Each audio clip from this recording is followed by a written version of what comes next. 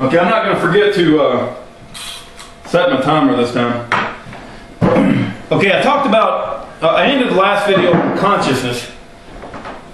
And I have a strong belief that it exists, that we are not, that our being is not just a collection of synapses in the brain. It's not just a collection of brain synapses firing off. I truly believe in the existence of a consciousness that is even outside the observable universe. You may think I'm nuts there. You know, just because, you know, let me offer this. You know, this is Newton in the apple. Newton in the apple. I got the pen, I drop the pen. Right? It falls to the table. What caused that pen to fall to the table? Gravity caused the pen to fall to the table, obviously, right? Have you gone nuts, Rudy? Right.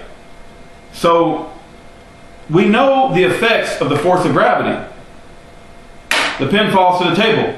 We know the effects of the force, but science cannot point to the source of gravity.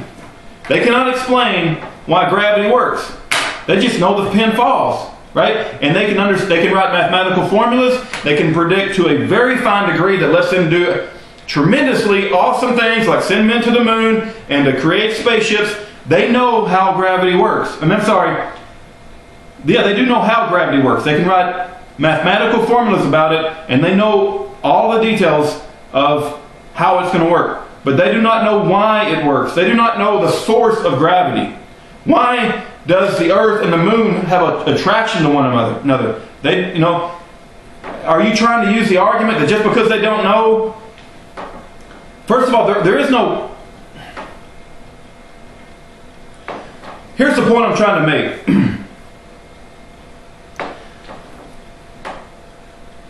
The effects of gravity are all around us. We know that things fall. It's an obvious. We don't know why they fall. The effects of free will and our consciousness are all around us. Me and you have a free will. We have a consciousness. We have a desire to do things. We are different than inanimate objects. The effects of that are all around us. The fact that you're watching that video and the fact that I'm talking into it is evidence that something exists outside the observable universe that shows that there is a soul inside us.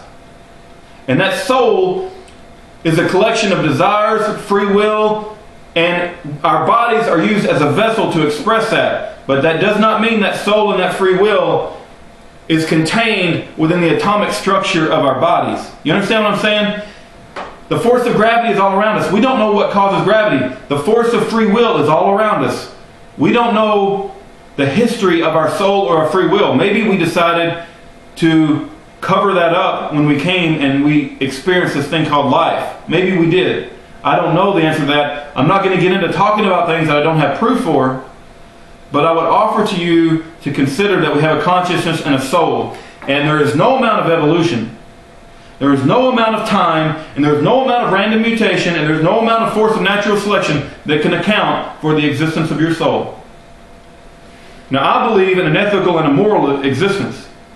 There's it's a very rare man indeed who will not take advantage of his brother when he feels that he will not get caught. And that's exactly the kind of crap we're seeing in Washington. They are raping and pillaging America because they know they won't get caught, and maybe they do believe in a godless, moralist, and not an ethical society. Maybe they do. But I'm telling you, I do believe in a moral and ethical society. I do believe in a divine creator. I'm not going to talk about the attributes of the creator. I don't want to get into an organized religion. But to me, it is obvious that all of this did not come about by chance. And we are here for a reason. You and I have a reason for being here. And it's not to sit on our butt and to bow down to any other agenda on this planet that's socialist or communist or turns us into a slave or an indentured servant or puts us in debt. We have a reason to be here, and it's as free men. It's as free men that have a belief in liberty and have a belief in God and have a belief in doing the right thing for the sake of doing the right thing, and not for taking advantage of anyone else. May it God is my witness. I do not want to take advantage of anyone else on this planet, but I do not want to be taken advantage of. I do not want to get credit from things that I don't deserve, and I don't want people to take credit away from me for things that I did. I'm just asking to be a free man and for government to get the hell out of my life. I've kind of gone off the topic here, but let me get back to the topic.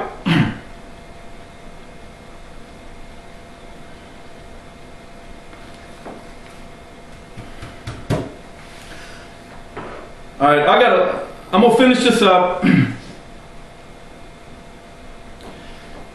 going to say two things real quick.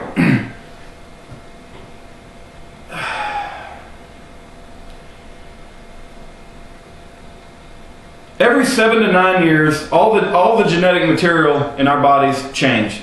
In other words, I'm 42, so 9 years ago, I would be 33. So all the genetic material in my brain, all the genetic material in every aspect of my body is now different. None of it is the same. That's evidence to suggest that this body is just a vessel for your soul to act within while you have this earthly life.